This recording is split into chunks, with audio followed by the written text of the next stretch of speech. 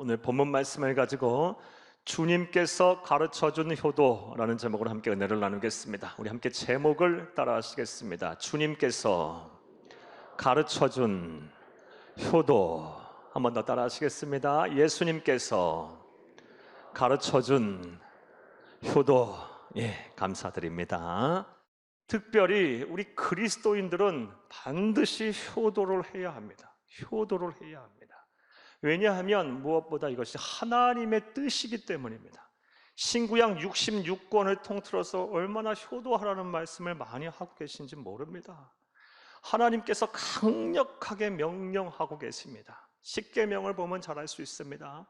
1번부터 네 번째 계명은 하나님을 향한 계명이고, 다섯 번째부터 열 번째 계명은 사람을 향한 계명인데, 그 사람을 향한 계명의 첫 번째가 부모에게 효도하란 말씀입니다. 강력하게 말씀하고 계세요. 그러하기에 예수 믿는 사람들은, 하나님을 경외하는 사람들은 반드시 효도를 해야 합니다. 특별히 우리 구주 예수 그리스도, 우리의 스승이 되시며 우리의 삶의 롤 모델이 되시는 예수님께서 효도하셨기 때문에 우리는 반드시 또 효도를 해야 합니다. 사랑하는 여러분, 성경에 나타난 예수님의 생애를 이렇게 보게 되면 예수님은 태어나셔서부터 시작해서 이 세상에서의 삶을 마감하실 때까지 효자로서 세상을 사셨습니다. 먼저 누가복음 1장 31절에서 32절 말씀을 보게 되면 예수님께서 태어나시기 전에 하나님께서 천사장 가브리엘을 보내어 예수님의 육신의 어머니인 마리아에게 계시하셨습니다. 아들을 낳을 것인데 그 이름을 예수라 하고, 모든 백성을 자기의 죄에서 구원할 자가 바로 그다, 하나님의 아들이다, 성령의 능력으로 잉태하게 될 거라는 이런 계시를 마리아에게 하자, 누가복음 1장 39절 말씀에 보면 마리아가 기뻐 찬송을 합니다. 내가 예수를 낳게 되었으니 만세의 복이 있는 여자로다 라고 막 기뻐하며 찬송을 합니다. 사랑하는 여러분, 이렇듯 예수님은 태어나기도 전부터 육신의 부모에게 기쁨이 되는 자녀였습니다. 얼마나 기뻤으면 만세로부터 세상 역사를 통틀어 나같이 복을 받은 사람이 없도다 라고 기뻐하며 찬송했겠습니까?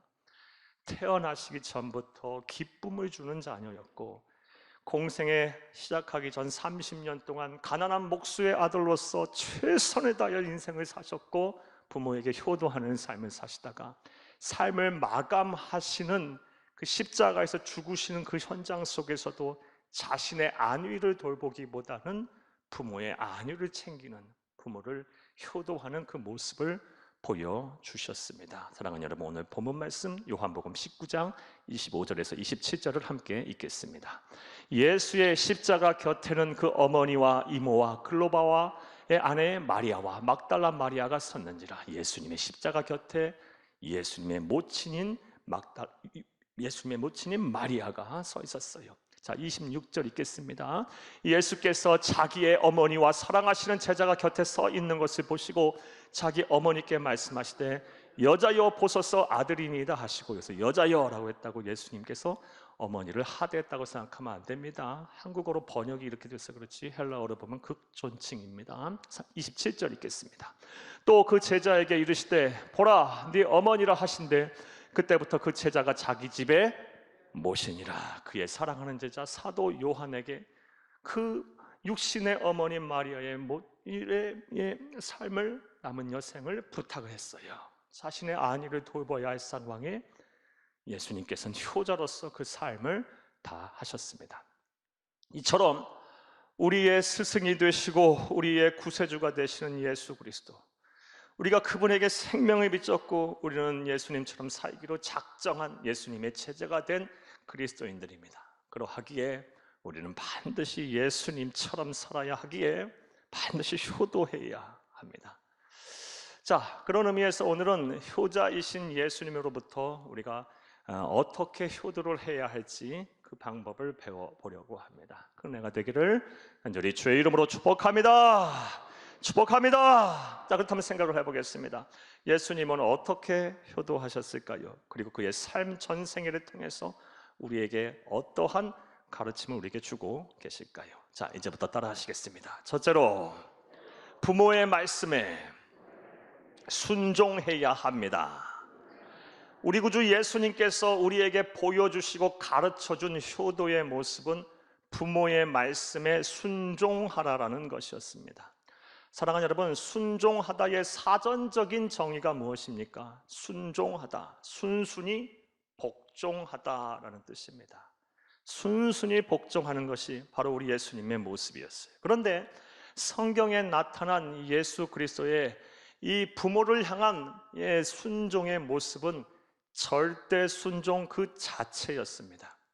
부모의 말씀이 비상식적으로 들리고 때로는 자기의 생각과는 다르고 이치에 맞지 않고 시대정신에 맞지 않고 우매한 것처럼 들려도 예수님께서는 그 말씀에 그대로 순종을 하셨습니다. 절대 순종하셨습니다. 우리는 이것을 누가복음 2장 42절 이하의 본문을 통해서 우리가 알 수가 있습니다. 사랑하는 여러분, 누가복음 2장 42절 이하의 말씀은 다음과 같은 사건이 나옵니다. 예수님께서 12살 때 있었던 일입니다. 예수님도 이 세상에 오셨을 때는 유대인이었던 관계로 율법을 철저하게 지키셨습니다. 그런데 유대인들이 지켜야 할 율법에는 명절이 되면 반드시 자기의 살던 집을 떠나서 예루살렘 성전에 와서 제사를 드려야 할 의무가 있었습니다. 그래서 예수님도 유대인이었던 관계로 부모님들 그리고 친척들과 함께 나사렛을 떠나서 명절에 예루살렘에 제사를 드리러 오셨습니다. 그리고 제사를 다 끝낸 후 이제 모든 가족들이 다시 나사렛으로 고향으로 돌아가는 여정이었습니다. 그렇게 사흘이라는 시간이 흘렀는데 사흘이 지나고 나서 보니 예수님의 모습이 보이지 않는 것입니다. 그러니 부모들이 얼마나 놀랬겠어요. 요셉과 마리아가 얼마나 놀랬겠습니까? 어린 아들을 잃어버렸으니까요. 그리고 사흘 동안 행방을 모르니까요. 정신이 있었겠습니까? 정신이 나갔겠죠. 우리 아들 어디 있을까? 어디 있을까? 막 걱정하며 잠 못 이루고 밥 한 술 제대로 떴겠습니까? 걱정하고 이리 찾고 저리 찾고 이 사람한테 물어보고 저 사람한테 물어봐도 예수님의 행방을 모릅니다. 그러다가 이제 생각이 난 것이 예수님께서 성전에 계시지 않을까라는 생각이 들어서 다시 사흘길을 거슬러 돌아와 예루살렘의 성전에 도착을 했습니다. 아니나 다를까 예수님께서는 예루살렘 성전에 계셨습니다. 그곳에서 랍비들, 선생님들에게 질문도 하고 또 그 대답을 듣고도 하면서 그곳에 계셨습니다. 그러자 그 모습을 보자 누가복음 2장 48절 말씀에 보면 예수님의 육신의 어머니인 마리아가 예수님을 책망하면서 말을 합니다. 아이야, 네가 어찌하여 우리 이렇게 근심시키느냐? 나와 네 아버지가 너를 얼마나 찾았는 줄 아냐? 막 이렇게 나무라고 책망합니다. 이 말씀을 듣고 예수님께서 누가복음 2장 49절 말씀에 보면 어찌하여 나를 찾으셨나이까? 내가 내 아버지 집인 성전에 있어야 할 줄을 아시지 아니하셨나이까? 라고 말을 해요. 그때 누가복음 2장 50절 말씀에 보면 그들이 깨닫지 못하더라, 그 말을 깨닫지 못하더라 라고 성경은 기록을 하고 있습니다. 부모가 예수님의 말을 깨닫지 못했어요. 사랑하는 여러분, 일찍이 예수님이 탄생하기 전에 하나님께서는 사자를 보내어 요셉과 마리아에게 현몽하고 또 계시하셨습니다. 너희에서 태어날 아들은 성령의 능력으로 태어난 하나님의 아들 예수다. 그는 하나님의 아들이다 라고 분명하게 계시하고 현몽하셨어요. 하지만 요셉과 마리아는 온전히 예수가 하나님의 아들임을 깨닫지 못하고 있었던 거예요. 그런 거로 예수님께서 내가 아버지의 집인 성전에 있어야 할 줄을 아시지 못하였나이까? 라고 대답했을 때 깨닫지 못했던 거예요. 즉 우매한 대답을 했던 것입니다. 이러한 우매한 대답, 이러한 미련한 대답에 예수님은 그렇다면 어떻게 행동하셨을까요? 누가복음 2장 51절을 함께 읽겠습니다. 예수께서 함께 내려가사 나사렛에 이르러 순종하여 받드시더라. 그 어머니는 이 모든 말을 마음에 두니라. 아멘. 사랑하는 여러분, 아무 소리 하지 않고 예수님 순종하셨어요. 절대적으로 순종하셨어요.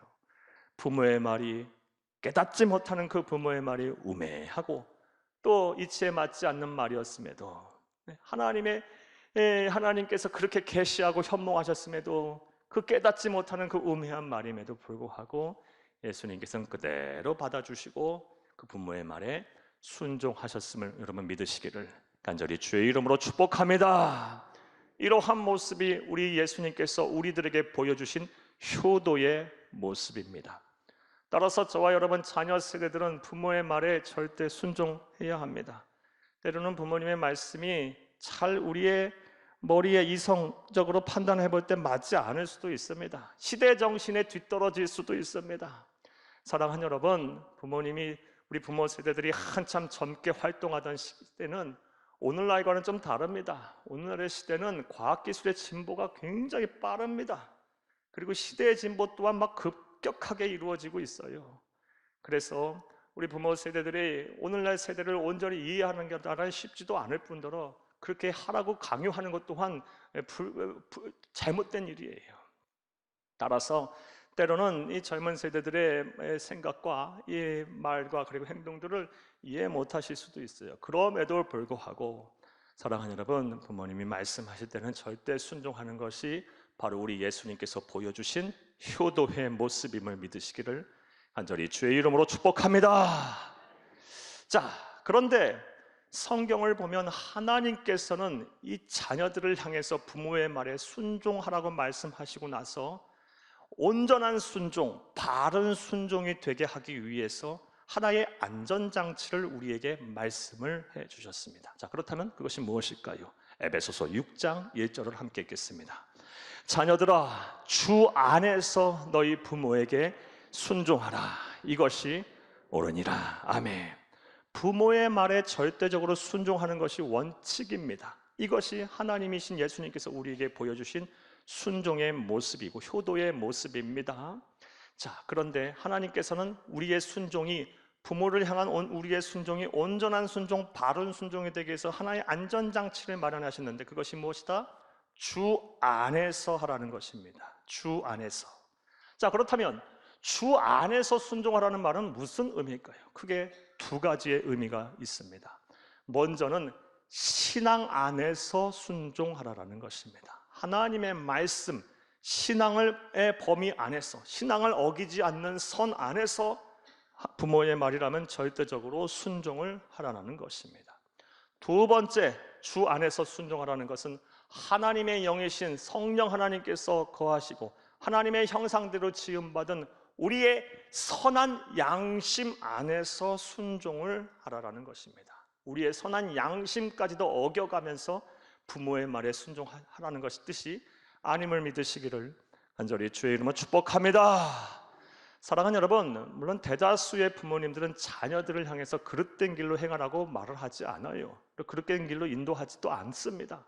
그러나 간혹 어떤 부모들은 자녀들로 하여금 죄를 짓게 만듭니다. 그렇게 요구를 해요.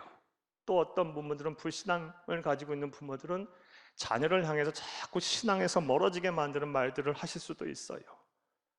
모르니까, 무지하니까, 안 믿으니까 자꾸 하나님으로부터 멀어지게 자꾸 만들고 불신앙을 강요하는 그런 명령을 내리실 수도 있습니다. 그러할 때는 물론 부모님의 말씀에 절대 순종해야지만 주 안에서 순종하라는 이 하나님의 말씀에 따라 때로는 그 말씀을 불순종할 수도 때로는 있을 수 있다라는 것입니다. 왜냐하면 세상 그 어떤 그 누구의 말도 하나님의 말씀보다 더 권위를 내세울 수 없기 때문입니다.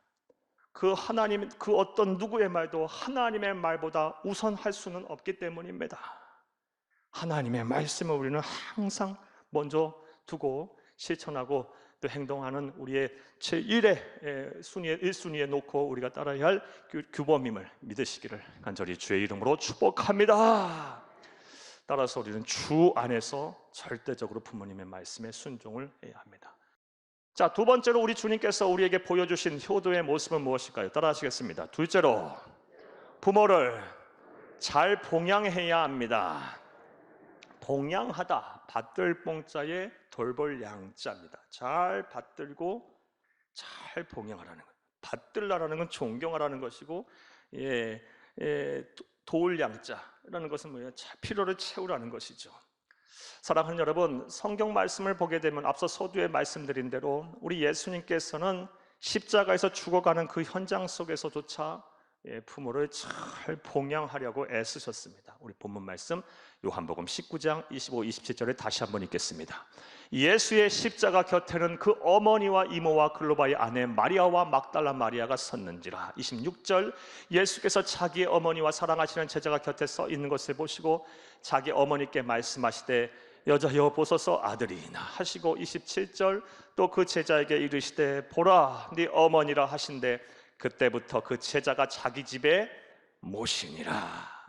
마지막 숨을 다하는 그 상황 속에서 어찌 보면 가장 도움이 필요한 당신에게 도움이 가장 절실하게 필요한 그 상황 속에서도 육신의 부모를 봉양하기 위해서 노력하시는 예수님의 모습을 우리는 보았어요. 그러하기에 예수님의 제자된 우리, 예수님의 귀한 생명을 비친 우리, 예수님처럼 살기로 작정한 우리 또한 우리 육신의 부모를 잘 섬기고 잘 봉양해야 할 줄로 믿습니다. 이것이 하나님의 뜻이고 예수님께서 우리에게 보여주신 효도입니다. 자, 그런데 이와 관련해서 참 걱정이 있습니다. 자녀가 부모를 봉양하는 을 해야 하는데 오늘날 우리 자녀 세대들의 인식이 많이 이것과 관련해서 달라진 것 같아서 참으로 걱정입니다. 사랑하는 여러분, 2018년에 통계청에서 조사한 통계를 보니 다음 같은 통계가 있었습니다. 2018년에 부모를 봉양하는 것이 누구의 책임인가에 대한 질문을 했더니 자녀가 그 책임을 감당해야 한다라고 응답한 사람이 26.7%밖에 안 됐습니다.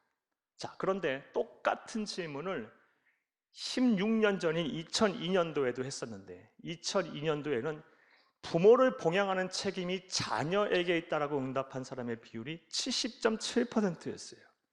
그러니까 16년 전에는 10명 중에 7명 또는 8명이 부모를 봉양하는 책임이 자녀에게 있다라고 사람들이 생각을 했는데 16년이라는 시간이 흐른 뒤엔 10명 중에 겨우 2명 또는 3명만이 부모를 봉양하는 책임이 자녀에게 있다고 사람들이 생각을 한다는 것입니다. 사랑하는 여러분, 지난 16년 동안 우리 사회에 도대체 무슨 일이 일어났던 것입니까? 우리나라, 우리 민족은 반만년 역사를 통해서 효가 이 사회의 근간이었어요. 그리고 기독교 선교 역사 130년 동안 우리 교회가, 기독교가, 하나님의 말씀이 강조한 것이 무엇이에요? 효예요, 효. 효를 얼마나 우리가 강조하고 살았는지 몰라요.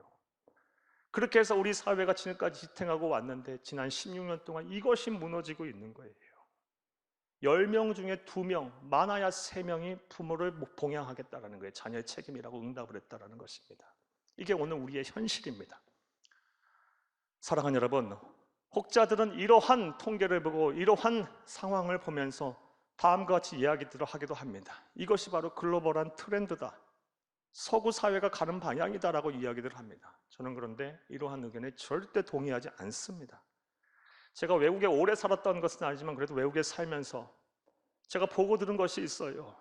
정말 그 사회의 주류를 이루며 교양 있고 학식 있고 정신 똑바로 박혀 있고 그리고 무엇보다 신앙생활을 잘하는 사람들은 한결같이 부모를 잘 모시는 것을 봤습니다. 부모가 연로하고 또 부모가 힘이 빠지면 꼭 가까운 곳에 모시고 같이 살면서 부모를 책임지고 부모를 봉양하는 모습을 똑똑히 보았어요.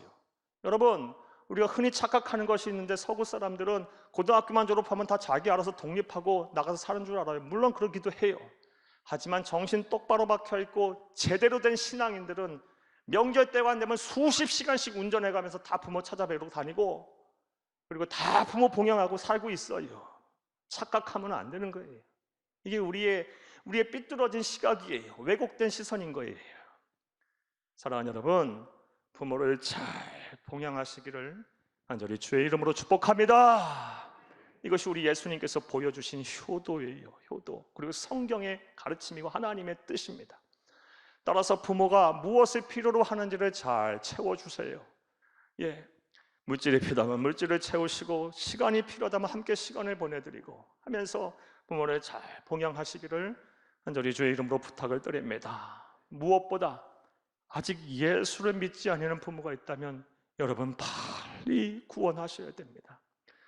천하 우주 만물을 창조하신 하나님께서 세운 원칙이 무엇입니까? 한 번 죽는 것은 정한 것이 그 위엔 심판이 있는 거예요.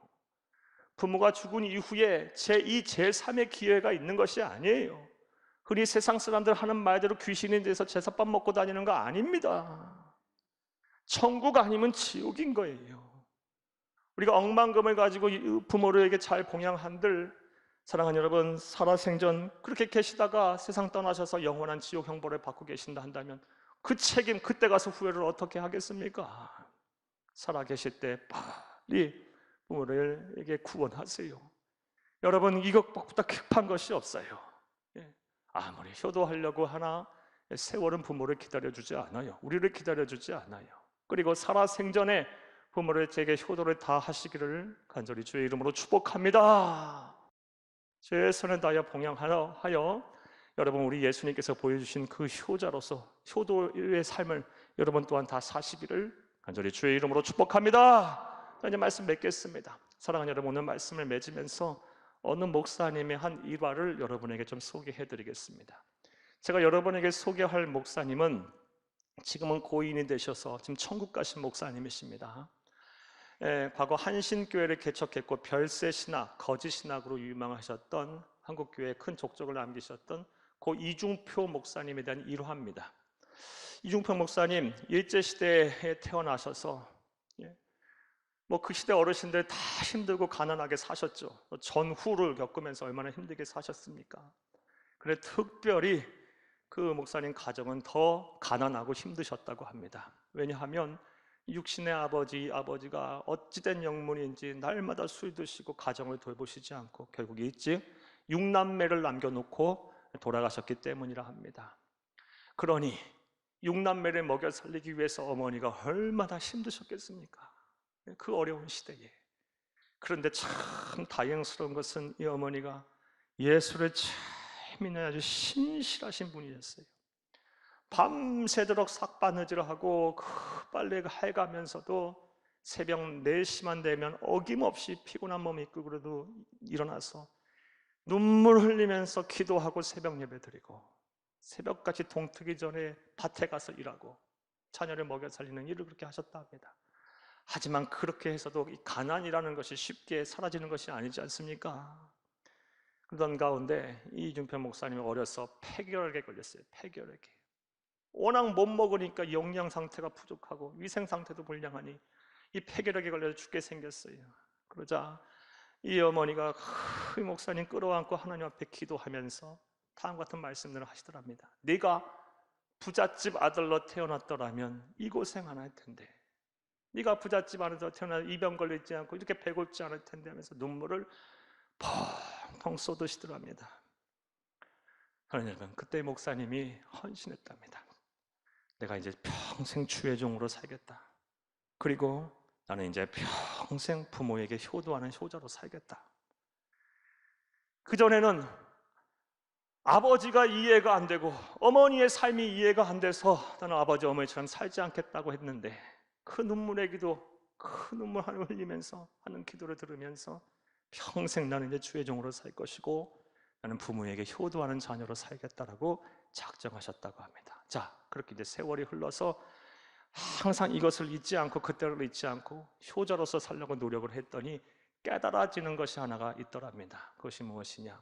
평생 효자로 살려고 노력을 했더니 육신의 부모에게 효자로 살려고 노력했더니 보이지 아니하는 하나님에게 효도하는 신실한 성도가 되어 있더랍니다. 사랑하는 여러분, 보이지 아니하는 하나님을 섬긴다고 하면 섬기기를 원하면서 보이는 부모에게조차 잘하지 못한다면 그것이 무슨 믿음이고 무슨 은혜겠습니까? 무슨 축복이겠어요? 하나님 여러분에게 한번 여쭤보겠습니다. 여러분 하나님께 복을 받는 진짜 그리스도인 정말 참된 성도가 되기를 원하십니까? 하는 일마다 여러분이 기도할 때마다 하나님의 응답을 받고 하나님의 복을 받는 그런 축복을 받는 성도가 되기를 원하십니까? 그렇다면 부모에게 더 잘하세요. 보이지 않는 하나님에게부터 잘하려 하지 말고 보이는 육신의 부모에게서부터 잘 하시기를 부탁합니다. 예? 그리할 때 하나님께서는 우리에게 더 크신 은혜와 복을 허락하여 주실 거예요. 따라서 오늘 들으신 말씀을 잘 마음에 새기고 실천하시기를 부탁합니다. 주 안에서 부모의 말씀에 절대 순종하는 여러분 되기를 간절히 주의 이름으로 축복합니다.